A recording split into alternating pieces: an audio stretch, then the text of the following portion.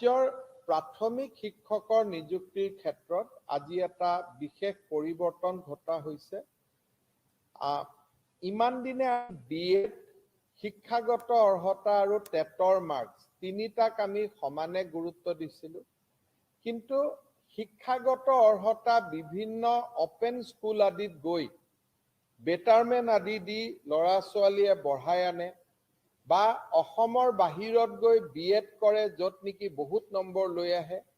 সেইকাৰণে আজি আমি প্ৰাথমিক শিক্ষয়িত্ৰী নিযুক্তিৰ ক্ষেত্ৰত শিক্ষাগত অৰ্হতা আৰু বিএডৰ মাৰ্কছৰ যিটো ভেলু তাক আমি 5 আৰু 10% সীমাবদ্ধ কৰি 85% ভেলু আমি টেটৰ মাৰ্কশ্বিটৰ ওপৰত আমি দিব খুজিছোঁ, যিয়ে অসমত টেট উত্তীৰ্ণ হৈ থকা আৰু আৰ্থিক দুৰৱস্থাৰ বাবে বাহিৰত গৈ পঢ়ি নম্বৰ লৈ আহিব পৰা নাই তেনেকুৱা ছাত্ৰ ছাত্ৰীসকলক সহায় কৰিব আৰু টেটত লাভ কৰা মাৰ্কছে মুখ্যতঃ এতিয়া প্ৰাথমিক শিক্ষাৰ বাবে প্ৰয়োজনীয় মাৰ্কছ হৈ পৰিব।